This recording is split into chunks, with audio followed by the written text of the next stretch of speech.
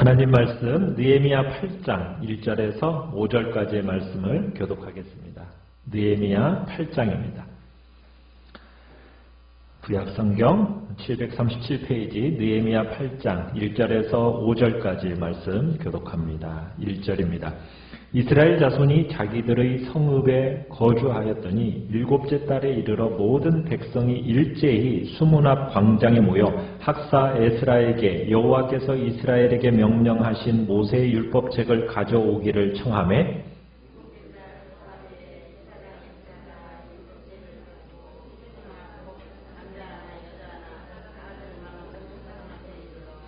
수문 앞 광장에서 새벽부터 정오까지 남자나 여자나 알아들을 만한 모든 사람 앞에서 읽음에 뭇 백성이 그 율법책에 귀를 기울였는데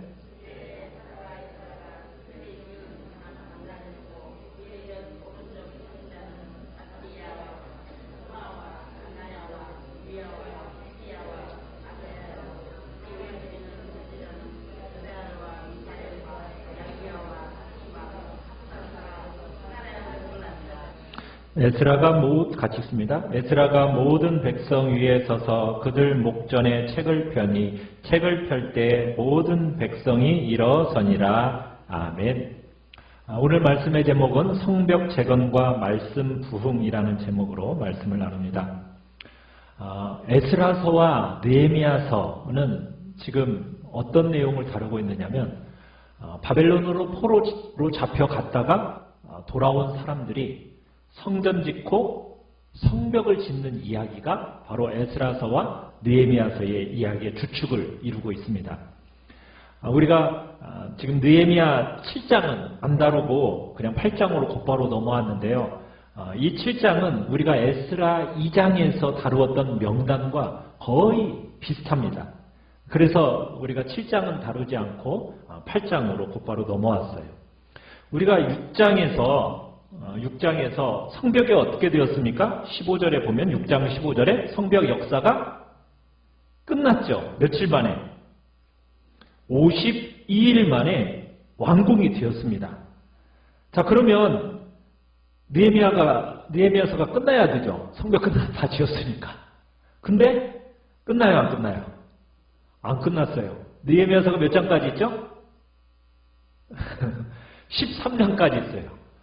아니, 성벽 공사가 끝났으면 느헤미야서가 끝날 거라고 생각했는데 이게 끝나지 않고 이게 13장까지 있어요. 아직도 이제 우리가 8장부터 13장까지 아직도 6장이나 남아 있는 겁니다. 에스라서와 느헤미야서를 연구하는 학자들은 에스라서와 느헤미야서의 가장 중요한 장은 바로 8장, 9장, 10장이다. 이렇게 말하고 있어요. 아직 6장이나 남아있을 뿐만 아니라 이제 정말 핵심적인 내용이 이제부터 나온다라는 거예요. 자, 성전이 완공되었고 성벽이 다 지어졌어요. 뭐가 더 남았을까요? 그죠? 그렇게 다 지어진 성벽이 보호하고 그 다음에 보호하고 있는 성전과 그 백성 속에 필요한 게 있다라는 거예요. 뭐가 필요하냐? 바로 율법 선포를 통한 말씀의 부흥이 필요한 거예요. 그래서 8장에서 바로 율법 선포를 통한 말씀 부흥의 이야기가 나오고요. 9장에서는 그렇게 말씀이 선포가 되어지니까 회개와 심령, 회개하면서 그 심령의 부흥이 주제를 이루게 되고요. 그리고 10장에는 그런 하나님의 말씀을 따라 언약을 갱신하면서 삶의 부흥이 나오는 내용이 10장의 내용이에요. 그러니까 지금 여러분 성전을 잘 짓고 성도들을 잘 보존할 수 있는 성벽도 지어졌다고 해서 끝나는 게 아니라는 거예요. 성전 안에 무슨 일이 일어나야 돼요? 하나님의 말씀의 부흥이 일어나야 된다는 얘기예요. 회개하고 돌이키는 심령의 부흥이 일어나야 돼요. 심령의 부흥과 함께 삶의 부흥이, 삶의 변화가 따르는 부흥이 일어나야 되는 거예요. 그것이 와야 성전을 짓고 성벽을 짓는 그 의미와 가치가 살아나게 되는 겁니다. 그러기에 8장에서 10장이 에스라서와 느헤미야서의 핵심이라고 할 수 있다는 얘기입니다. 여러분, 이런 주제는 오늘날 우리 한국교회, 그죠? 한국교회에 있어서 굉장히 적실성을 가지고 있고 우리 교회도 마찬가지겠죠. 한국교회에 속해 있는 우리 교회에 있어서도 이 내용은 굉장히 중요한 내용이에요. 참 우리 한국교회를 보면은 예배당 엄청나게 많이 지었죠. 많은 예배당이 곳곳마다 세워져 있어요. 그래서 비행기를 타고 하늘에서 딱 내려다보면 뭐가 그렇게 많대요? 새빨간 십자가들이 그렇게 많다고 그러잖아요. 그러니까 곳곳에서 그 예배당들 쉽게 발견할 수가 있는 거예요. 자, 그렇게 예배당들은 잘 지어졌어요. 이제 뭐가 필요한 거예요? 정말 말씀에 충실한 그 수준, 어떻게 보면은 어떻게 보면 신앙의 질의 상승이 필요하다는 얘기예요. 근데 참 오늘날 우리 한국교회의 많은 성도들이 적지 않게 샤머니즘 같은 그런 신앙생활들을 하고 있어요. 일반 세상 종교와 다를 바가 없는 기독교 특유의 그 아름다움과 고유한 특성들이 잘 묻어나고 있지 않은 것이 너무나도 낮은 수준의 사람들을 우리가 많이 보고 있다는 얘기예요. 그렇게 오늘 우리에게 정말 필요한 게 뭐예요? 말씀의 부흥이 너무너무 필요합니다. 말씀의 부흥이 와서 사람들의 내면을 깊이 만지고 바꾸고 그리고 변화된 내면이 담겨있는 그 삶의 부흥의 역사가 우리에게 너무너무 절실하게 필요하다는 얘기입니다. 그런 면에서 우리가 8장, 9장, 10장은 우리에게 있어서 꼭 필요한 메시지를 던지고 있는 겁니다. 사랑하는 성도 여러분, 오늘날 우리에게 이 말씀이 없었다면 어땠을까요? 하나님이 우리를 찾아오셔서 말씀으로 삶을 간섭해 주시지 않고 말씀으로 우리의 삶을 찾아오시지 않았다. 여러분, 그러면은 그냥 니들 살고 싶은 대로 살아라 하고 딱 내버려 두셨으면 여러분 어떨 것 같아요? 그러면요, 우리의 삶이 정말 하나님이 침묵하셨다면 우리가 얼마나 삶을 살아감에 있어서 얼마나 고통스러워요. 그죠? 목마름이 해갈이 되지 않는 이 세상 속에서 고통하고 계속 신음하면서 우리가 살아갔을 거예요. 어떻게 보면 해결도 안 되고 대안도 없는 이 세상 속에서 고통하고 좌절하는 것이 아마 우리의 모습이었을 거예요. 그러나 참 창세기부터 시작해서 요한계시록에 이르기까지 하나님께서 성경을 통해서 어떤 하나님을 보여주고 계시느냐? 말씀하시는 하나님을 보여주고 있어요. 말씀하시는 하나님. 여러분, 그래서 기독교는 어떤 하나님을 믿는 거예요? 말씀하시는 하나님을 믿는 거예요. 말씀하시는 하나님. 하나님께서 말씀하셨고 지금도 말씀하고 계세요. 하나님께서 우리 자기 사랑하는 백성들을 찾아오시는데 어떻게 찾아오신다고요? 말씀으로 찾아오셔서 그 말씀으로 우리의 인생을 간섭하시는 분이 우리가 믿는 하나님이에요. 여러분, 그 하나님 말씀으로 찾아오셔서 여러분의 인생을 간섭하시는 그 하나님을 여러분 느끼고 만나고 계시죠? 구약의 선지서를 보면요, 하나님께서 이방이 섬기고 있는 그 우상들하고 비교를 해요.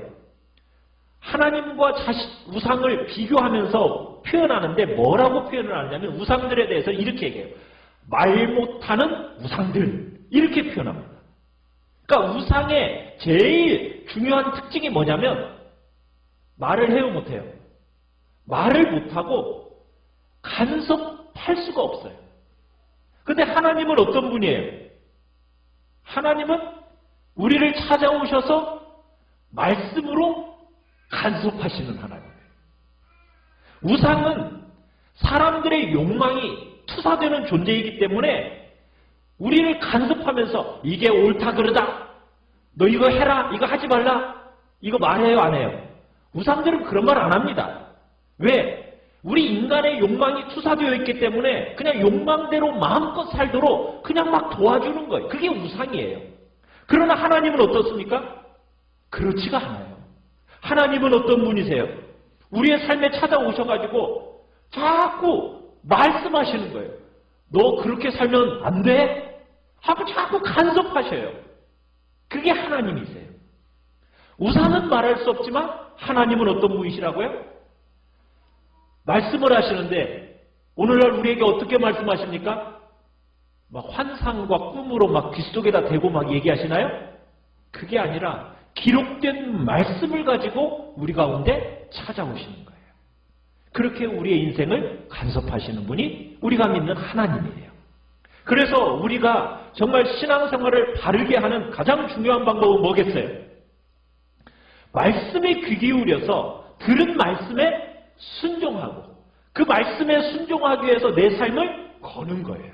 이렇게 신앙생활하는 게 올바른 신앙생활입니다.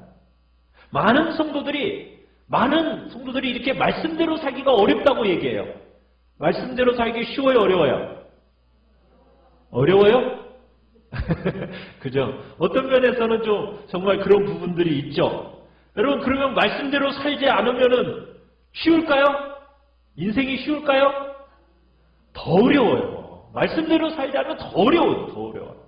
말씀대로 살아야 제대로 살고 말씀에 귀를 기울이면서 살아야 여러분의 인생이 제대로 살고 말씀대로 안 사는 것보다 더 어려운 것이 말씀대로 사는 것이 더 쉬운 거예요. 여러분, 그래서 말씀대로 살아야 돼요. 그게 제대로 사는 거예요. 여러분, 오늘 지금 본문 이제 1절에 보면은 이스라엘 땅에 이 말씀의 부흥이 어떻게 오는지, 어떤 방식으로 오는지를 한번 살펴보기로 해요. 우리 1절을 다시 한번 읽어보겠습니다. 시작. 이스라엘 자손이 자기들의 성읍에 거주하였더니 7째 달에 이르러 모든 백성이 일제히 수문학 광장에 모여 학사 에스라에게 여호와께서 이스라엘에게 명령하신 모세의 율법책을 가져오기를 청하매. 여기서 주목해 보아야 할 표현 하나가 있습니다. 그건 뭐냐면 중간에 나와 있는데 모든 백성이 한번 찾아서 거기다가 네모를 한번 쳐보세요. 모든 백성이 뭐냐면은 주어가 백성이에요. 백성. 여기서 중요한 게 뭐냐면 말씀의 부흥의 출발점이 어디냐는 거예요. 말씀의 부흥의 출발점이 어디로부터 시작되고 있습니까? 그죠. 모든 백성이 하면서 백성들로부터 시작해. 백성들로부터. 지금 백성들이 뭘 요청하고 있어요? 에스라에게 성경을 가져와서 읽어주기를 지금 요청하고 있는 거예요. 누가 요청했다고요? 백성들이 요청하고 있어요. 백성들이. 말씀의 부흥의 출발점이 어디로부터라고요? 목회자로부터예요? 백성들로부터예요? 백성들로부터예요. 백성들로부터. 백성들이 말씀을 사모함으로부터 부흥의 출발이 일어나고 있는 거예요. 제발 에스라에게 부탁하는 거예요. 성경을 가지고 와서 우리에게 좀 읽어주십시오. 누가 요청하고 있다고요? 백성들이 요청하고 있는 거예요.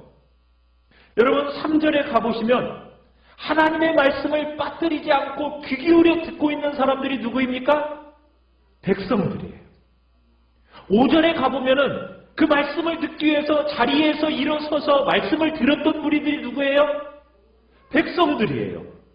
6절에 가보면은 말씀이 들려지기 전에 백성들이 먼저 아멘 아멘 화답하면서 무릎을 꿇고 몸을 굽혀서 얼굴을 땅바닥에 대고 감격스러워했던 사람들이 누구입니까?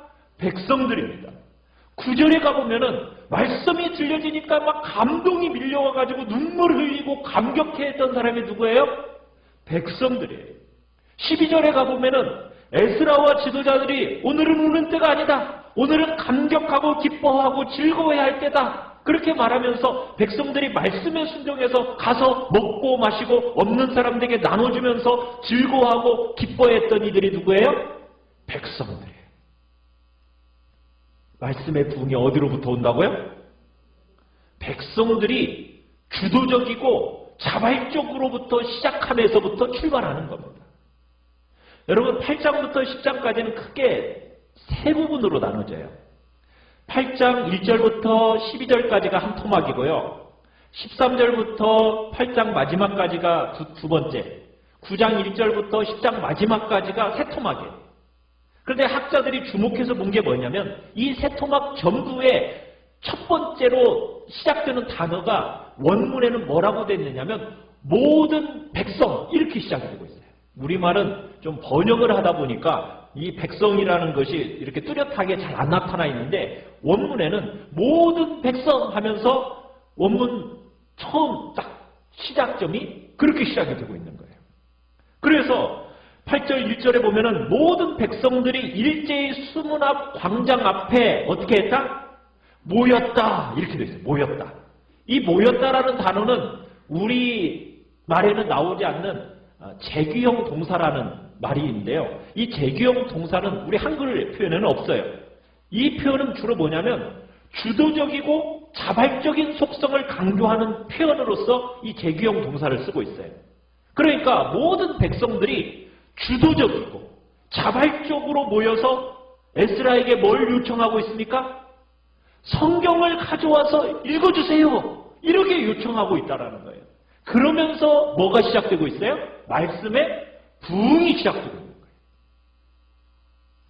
우리 교회 안에 제발 저한테 말씀 좀 가르쳐 주세요 하면서 그냥 막 몰려드는 성도들이 막 많으면 얼마나 좋을까? 성경 공부 좀 하세요. 뭐 그렇게 마음을 말해도 그냥 시간 없어요. 힘들어요. 여러분, 말씀의 부흥은 누구로부터 시작돼야 된다고요? 백성들로부터. 여러분, 훌륭한 지도자 한두 명이 나와가지고 변화되는 게 아닙니다. 진짜 교회의 체질이 달라지는 영광은 백성들, 성도들로부터 말씀의 부흥이 시작돼야 되는 거예요. 여러분, 한국사회 지도자 몇 사람 갈고 새로운 사람으로 바꿔지면 나라가 새로워집니까? 몇 번씩 지금 해봤지만 바뀌어져요, 안 바뀌어져요? 안 바뀌어져요. 지도자 아무리 바꿔도요, 여러분과 제가 바뀌지 않으면은 이건 새로워지지 않습니다. 이 땅은 새로워지지 않는 거예요. 마찬가지예요. 중요한 게 뭐예요? 백성들이 주도적이고 자발적으로 말씀을 읽어주도록 에스라에게 요구했던 이 이스라엘 백성들처럼 여러분과 제가 정말 말씀을 향하여서 눈을 열고 귀를 열고 말씀을 사모하는 그 중심을 회복해내야 된다는 얘기입니다. 그래야 살아있는 부흥의 영광이 우리 시대에 오게 되는 거예요. 그래서 여러분과 제가 너무너무 중요한 거예요. 백성들이 주도적이고 자발적으로 정말 에스라에게 부탁해가지고 제발 우리에게 성경을 좀 읽어주십시오. 다 모여가지고 성경을 읽어달라고. 그러면서 말씀의 부흥이 출발하고 있어요. 여러분, 백성이라는 말만큼 또 많이 나오는 핵심적인 중요한 단어가 있어요. 1절에 다시 한번 보시면은 뭐가 나오느냐? 율법이라는 단어예요. 율법. 자, 백성들이 에스라를 불러서 뭘 요구했어요? 율법을 읽어줄 것을 요구하고 있죠. 자, 말씀을 읽어달라는 거예요. 자, 그런데 이 율법을 1절 중반쯤에 보면 뭐라고 이렇게 표현하고 있느냐, 부르고 있느냐? 수문 앞 광장에 모여 학사 에스라에게 여호와께서 이스라엘에게 명령하신 모세의 율법책. 지금 뭐라고 얘기했냐면 여호와께서 이스라엘에게 뭐 하신? 그렇죠. 명령하신 율법책. 이렇게 얘기하고 있어요. 하나님의 말씀은 우리에게 뭘 요구합니까? 순종을 요구하시는 명령입니다. 우리로 하여금 순종하고 받들어 따르도록 행하도록 명령하는 책이 바로 율법책이라는 것을 우리가 잊어서는 안 돼요. 우리가 살아가는 이 시대는요, 너무 어떻게 보면 전부 지금 주관주의에 막 흘러가고 있어요. 그래서 절대적이고 객관적인 진리, 이것을요, 인정하지 않으려는 시대가 오늘 우리가 살아가고 있는 시대예요. 자기가 동의하는 것만 받아들이려고 해요. 아, 이건 내가 이해가 되네? 이건 내가 동의할 만하네? 이것만 받아들이려고 하는 것이 오늘날 이 시대 사람들입니다. 여러분, 하나님의 말씀이 여러분이 동의가 되면 하나님의 말씀이 되고 여러분이 동의하지 않으면 그게 하나님의 말씀이 안 되는 것입니까? 그게 아니죠. 근데 이 시대는 그렇지가 않아요. 자기가 동의하는 것만 받아들여요. 여러분, 하나님의 말씀은 그게 아니에요. 여러분이 동의하지 않아도 하나님이 뭐 하시는 거예요? 명령하시면은 우리는 그 명령을 어떻게 하는 거예요? 받들어 순종하는 거예요. 하나님의 말씀은 계상의 아이디어를 이거 선택하라는 어떤 선택사항이 아닙니다. 이 말씀은 어떤 권면사항이 아니에요. 뭐라고요? 명령입니다. 명령. 그러면 하나님의 말씀인 줄 알면 우리는 어떻게 해야 돼요? 내 몸을 쳐서 복종시키고 그 하나님의 말씀 앞에 어떻게 해야 돼요? 엎드리고 나 자신을 굴복시켜야죠. 이게 우리가 하나님의 말씀을 대하는 태도가 되어야 되는 거예요. 말씀은 명령합니다. 뭘 기대하겠어요? 순종을 기대하도록 지금 요청되고 있는 거예요. 우리는 이 귀한 하나님의 말씀에 복종함으로 들어가야 되는 겁니다. 자, 그러면서 두 번째로 이 명령하신 다음에 무슨 율법책? 모세의 율법책 이렇게 불렀죠. 자, 율법은 누구를 통해서? 모세를 통해서 하나님이 오래전에 주신 말씀이라는 거예요. 공동체를 위해서 하나님의 이 율법책이 이제 만들어졌나요? 아니죠. 언제? 모세로부터 시작해서 오래전에 우리를 위해서 주어진 책이라는 거예요. 여러분, 이단들이 일어나가지고 자꾸 무슨 말을 하는지 아세요? 이제는 시대가 바뀌었다는 거예요. 새로운 시대에 새로운 사람들에게 맞는 새로운 교훈이 주어졌다. 그러면서 자기들의 교훈을 얘기합니다. 그 맞아요? 틀려요? 틀린 거예요. 틀린 거예요. 여러분, 오늘 분명하게 얘기해요. 지금 에스라 시대와 모세 시대는 간격이 어느 정도입니까? 굉장히 오랜 세월이 지나왔어요. 1000년이 넘는 세월을 지나왔다고요. 그런데도 불구하고 누구의 책을 얘기하고 있어요? 모세 율법책을 얘기하고 있다고요. 여러분, 시대가 바뀌어도 하나님의 진리의 말씀이 바뀝니까? 안 바뀝니까? 안 바뀝니다. 백성들이 듣기를 원해서 요청한 말씀은 모세의 율법이었어요. 오래전부터 모세를 통해서 주셨고 초대교회의 수많은 교부들을 들었고 어거스틴, 칼빈, 루터, 그 다음에 우리나라의 주기철 목사님, 손양원 목사님 그 모든 사람들이 듣고 사랑했던 말씀은 새로운 말씀이에요? 아니에요. 모세의 율법책. 우리에게 주어진 말씀은 변함이 없는 진리의 말씀. 이 66권의 성경에 다 들어있는 거예요. 여러분, 시대에 필요한 새로운 말씀 그런 거 있어요? 없어요? 없습니다. 없어요. 이상한 데 가가지고 듣지 못한 말 들었다. 여러분, 그게 제일 위험한 거예요. 내가 교회 안에서는 듣지 못했던 말을 저기 가서 내가 들었어. 그것이 어떤 말이에요? 다 이단에 소속된 말들이에요. 여러분, 해 아래 새 것이 있어요? 없어요? 없어요. 시대에 맞는 새로운 말씀이 우리에게 주어지는 게 아닙니다. 진리의 말씀은 모든 시대를 살았던 하나님의 사람들이 동일하게 사랑했고 복종했고 즐겨 들었던 말씀이에요. 그 우리 잊지 않아야 됩니다. 신천지, 하나님의 교회, 여러 이단들이 막 교회를 어지럽히고 많은 영혼들의 노략질하는 그런 무리들이 늘 주장하는 게 뭐예요? 너희들이 교회에서 듣지 못했던 새로운 것을 우리는 가르쳐준다. 여러분, 그런 데 끌려가면 돼요? 안 돼요? 안 돼요. 우리는 모세의 율법책에 우리의 신앙을 거는 거예요. 옛날부터 우리에게 들려진 그 귀한 진리의 말씀을 들어 순종하는 자들이 바로 우리들인 겁니다. 여러분, 어리석고 헛된 자들에게 넘어가지 않도록 여러분의 영혼들을 잘 지켜내야 됩니다. 왜냐하면 이 시대가 너무 이단들이 득세하면서 새로운 교훈을 가르쳐준다. 듣지 못한 정말 귀에 쏙쏙 들어오는 그런 엉뚱한 데에 마음 빼앗기지 말길 바라요. 자, 여러분, 이 귀한 말씀을 어떻게 들을 때 말씀에 부흥이 왔어요?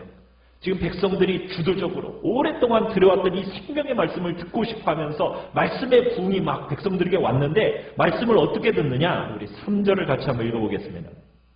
시작. 수문 앞 광장에서 새벽부터 정오까지 남자나 여자나 알아들을 만한 모든 사람 앞에서 읽음에 뭇 백성이 그 율법책에 귀를 기울였는데, 자 여러분, 언제부터 언제까지? 새벽부터 정오까지 몇 시간이에요? 6시간. 여러분 6시간 제가 설교하면 여기 남아 계실 분 몇 분이나 되려나? 6시간 제가 한번 설교하면 여기까지 계속 계실 수 있으시겠어요? 아멘 해야지. 지금 6시간이에요, 6시간. 알아들을 만한 사람 무슨 설교를 하는 것도 아니에요. 뭐 하고 있는 거예요, 지금? 말씀을 읽어주는 거예요. 근데 그 말씀을 들으려고 막 귀를 쫑긋거리면서 지금 듣고 있는데 몇 시간이 흘렀어요? 6시간. 여러분, 양이 수반되지 않는 질, 30분. 딱 거기에 질이 녹아져 있으면 되죠?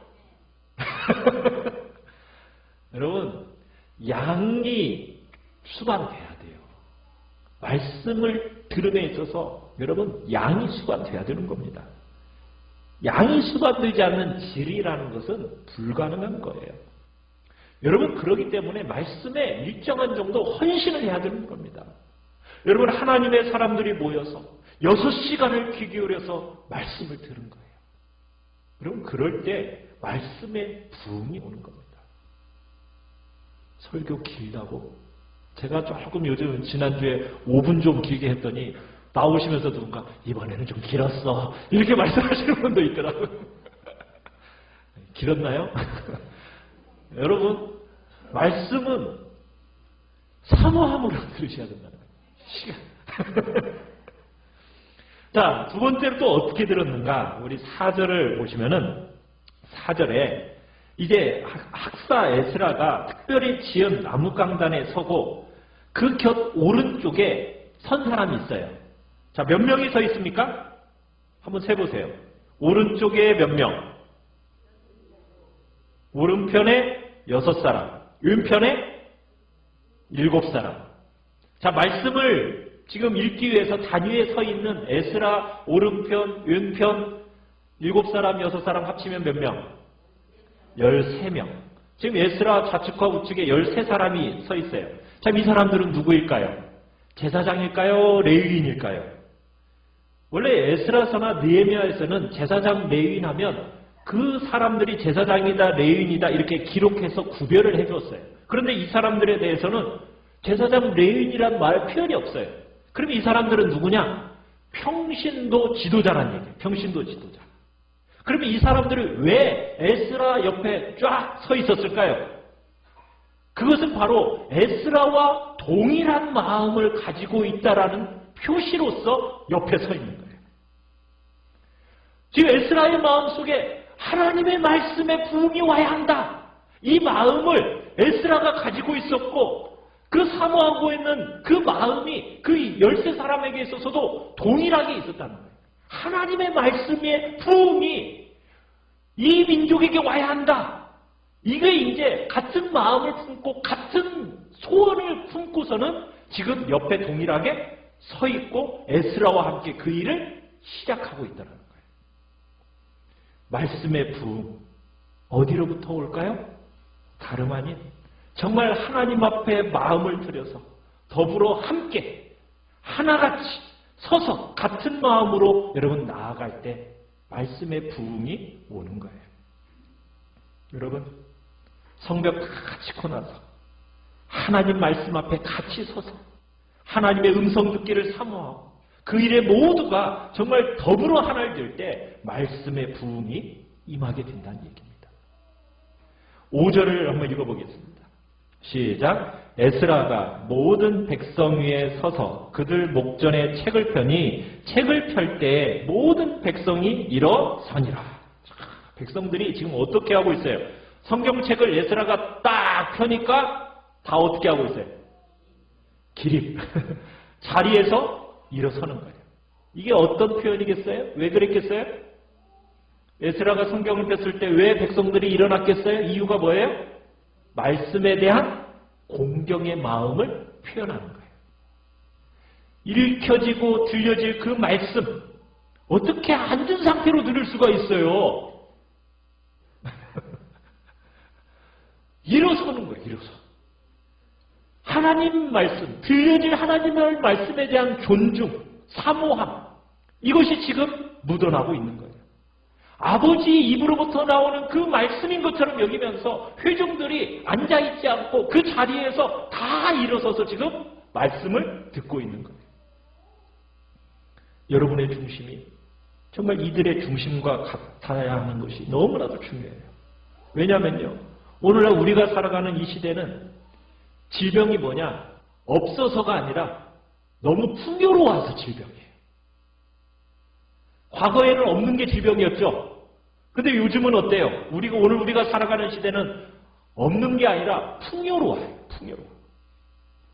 그래서 병들어요. 아파요. 너무 잘 막아서 당뇨병에, 고지혈증에, 고혈압에 너무 잘 먹어서. 그게 병이잖아요. 에스라 느헤미야 시대에는 지금 에스라를 불러서 성경을 읽어주기를 청할 수밖에 없었습니다. 왜요? 그 당시 성경이 모든 사람들이 가질 수 있었어요? 없었어요? 없었어요. 특별한 소수의 몇 사람만 성경을 가지고 있었다고요. 그러니까 에스라에게 나와서 성경을 읽어달라고 했던 거예요. 여러분, 오늘날 정말 우리가 이렇게 우리말로 된 성경을 읽을 수 있게 된 게 여러분 얼마 안 됐습니다. 종교개혁 시대를 지나면서 믿음의 선진들이요, 정말 감옥에 갇히고 매맞고 순교해 가면서 여러분 이 성경을 여러분과 제가 알아들을 수 있는 말로 번역을 하게 된 거예요. 그래서 우리 손에 쥐어진 거예요. 성경은 그렇게 쥐어졌어요. 요즘에는 성경책이 없는 사람이 없을 만큼 성경이 굉장히 흔해졌잖아요. 여러분 집에도 성경 몇 권 있어요?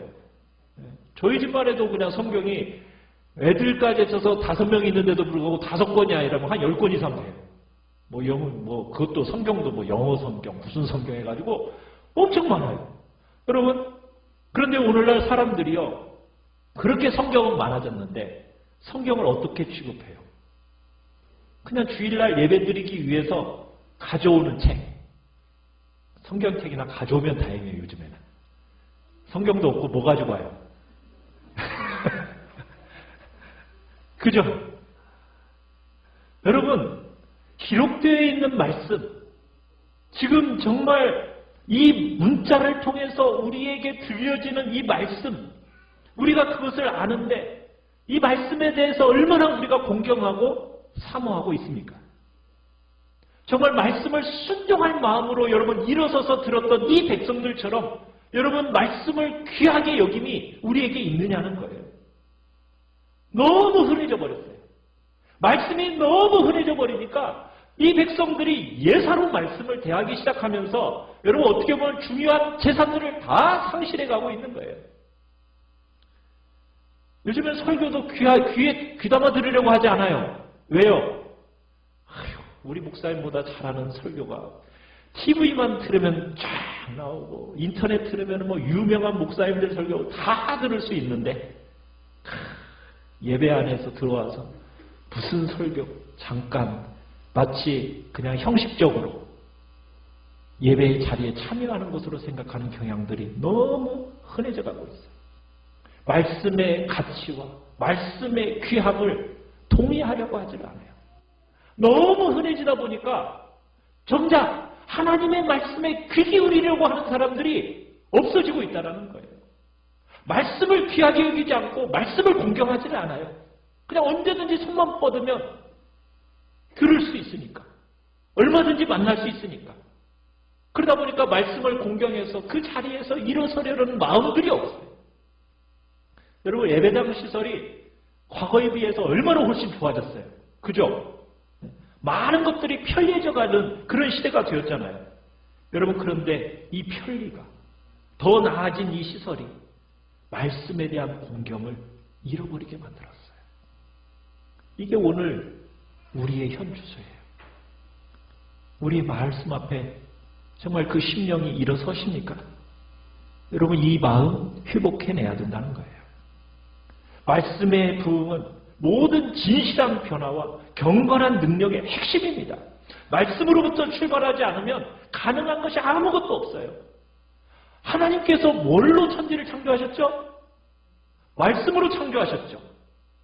사람을 살려내고 구원하는 것이 무엇으로 살려내고 구원합니까? 말씀이에요. 하나님은 무엇으로 찾아오신다고요? 말씀으로 찾아오시고 자기 백성을 만나주시는데 무엇으로 만나주셔요? 말씀으로 만나주시는 거예요. 그렇기 때문에 우리는 이 말씀을 공경해야 되고 사모함으로 들어야 되는 거예요. 그때 듣질 않아요. 너무 흔해져 버려가지고 여러분, 이 너무 흔하다 보니까 말씀에 대해서 듣기는 듣는데 열매 맺음이 없어요. 열매 맺음이 없어요. 너무 익숙해져 버리다 보니까 삶의 진정한 권능과 삶의 능력으로 변화되는 그 경험이 너무나 적은 거예요. 중심의 변화가 너무너무 절실한 때입니다. 그렇다면 왜 오늘날 이 이스라엘 백성들과 우리가 왜 이렇게 차이가 나는 걸까요? 이 사람들은 어떻게 했길래 이렇게 말씀에 대한 갈급함과 정말 말씀 앞에서 어떠한 모습을 보이느냐. 6절을 한번 보시면은 백성들이 에스라가 성경을 들고 딱 단에 서서 성경을 본격적으로 읽기 전에 기도를 해요. 자, 기도를 하니까 어떤 현상이 나타나냐. 하나님께 감사하고 찬양을 하는데 이 백성들이 아멘, 아멘 하고 응답을 하고 몸을 굽혀서 어떻게 합니까? 얼굴을 땅에 대고 여호와께 경배를 합니다. 말씀을 대하는 자세가 너무 다르죠? 왜 이렇게 다릅니까? 말씀을 듣기 전에 얼마나 지금 갈급해하고 있어요. 감격스러워하고 있어요. 듣는 이들과 여러분, 오늘날과 왜 이렇게 이러한 차이가 생기는 걸까? 이 사람들은 도대체 어떤 사람들입니까? 여러분, 이 사람들이 성벽을 지키기 위해서 말할 수 없는 반대, 고생, 수고 이런 거 감당하면서 성벽을 지었어요. 눈물을 흘리면서 정말 한 손에는 창을 들고 한 손에는 벽돌 나르면서 그러면서 쌓아 올린 성벽이에요. 그렇게 고생한 사람들이에요. 그러면 오늘날 왜 이렇게 점점 간절함이 사라져가고 있습니까? 왜 우리에게 목마름과 감격과 감동이 사라져가고 있겠습니까? 감격이라는 것은 우리의 수고와 애씀과 눈물이 있는 곳에 감격과 감동이 있는 거예요. 우리의 인생을 깊이 울리고 우리의 마음의 깊은 곳을 만져지고 우리로 하여금 삶을 사는 것처럼 살게 만들어주는 그 감격과 감동은 뭐가 있어야 되느냐? 수고와 눈물이 있어야, 그래야만이 가능한 세계예요. 오늘 우리가 사는 이 시대는요, 사람들이 쉽게 믿으려고요. 쉽게 믿으려고. 수고를요, 많이 안 하려고 합니다. 교회도 어떤 곳 가려고 그래요? 다 갖추어진 곳 들어가려고 해요. 수고는 누가 해요? 몰라요. 누군가 하겠죠. 나는 관심 없고 나는 알고 싶지도 않고 누군가가 수고하면 나는 그 수고의 결과와 영향만 누리겠다. 이게 이제 오늘 한국교회 많은 젊은 세대들의 모습이에요. 나머지는 니들이 알아서 하고 나는 정말 편안하게 신앙생활을 하려다. 이게 오늘날 다수의 사람들의 모습입니다. 누가 좋아하겠어요? 마귀만 좋아해요. 여러분, 수고도 없고 그러면 뭣도 사라집니까? 감격도 없어요. 사모함도 없어요. 예배당은 멋있게 곳곳에 세워졌어요. 그런데 여러분, 그 자리에 수고와 눈물과 정말 하나님을 향한 전심 어린 그 마음이 들어가 있지 않으면은 그 안에 뭐가 없어요? 말씀의 부흥이 있을 수 없고요. 심령의 부흥이 있을 수 없고요. 삶의 부흥이 따라올 수 없는 거예요. 그러다 보니까 오늘날 핵심을 다 잃어버렸어요. 너무나 쉽게 믿으려고 보고 자기 손에는 하나도 안 보려고 해요. 오직 들어와서 좋은 결과 그것만 따먹으려고 하는 것이 이 시대가 되다 보니까 지금 다 중요하고 복된 것도 다 잃어버려가고 있어요. 이게 오늘 한국교회의 현실이고 또 우리의 현실이기도 해요. 여러분 마태복음부터 요한계시록까지 보면요. 어디를 열어도 성도와 고난이라는 주제가 핵심 주제예요. 여러분 쉽게 믿는 게 있어요? 없어요? 없어요. 그런 기독교는 존재하지 않는 거예요. 그런데도 많은 사람들이 그런 길이 가능한 것처럼 생각하고 그런 길을 찾아서 그런 삶을 살고 싶어 합니다. 아닙니다. 그러면 뭘 잃어버린다고요? 감격을 잃어버리고 사모함을 잃어버리고 핵심을 상실해가고 떠내려가는 그런 자리에 있게 되는 거예요. 그런데 오늘날 우리가 그런 이 시대의 정신 가운데 살고 있어요. 성벽을 짓는 눈물, 땀방울, 애씀, 희생, 수고가 있는 그들에게 하나님이 기다렸다는 듯이 그 수고와 아픔을 보시고 하나님께서 하늘문을 여시고서는 그들의 삶에 생수의 강을 터뜨려서 그들의 삶의 감격과 희락과 기쁨과 놀라움이 무엇인지 정말 알도록 복 주시는 모습 우리가 보고 있는 겁니다. 우리 교회의 모든 성도들이 그런 자리에 있기를 기도하시기를 바라요. 정말 몸을 세우고 정말 하나님의 말씀을 살아내기 위해서 순종하기 위해서 애쓰고 수고하고 눈물을 흘리고 정말 땀 흘리는 자리 그 자리로 모두 나아가시길 바라요. 그런 우리들에게 하나님께서 간절함을 다시 살려주실 것이고 우리의 마음에 삶을 제대로 살게 만드는 그런 부흥의 역사가 있게 될 것입니다. 오늘 우리 교회 안에 그런 은혜의 역사가 나타나기를 사모하면서 우리 같이 기도합시다. 기도합시다. 기도합시다. 기도합시다.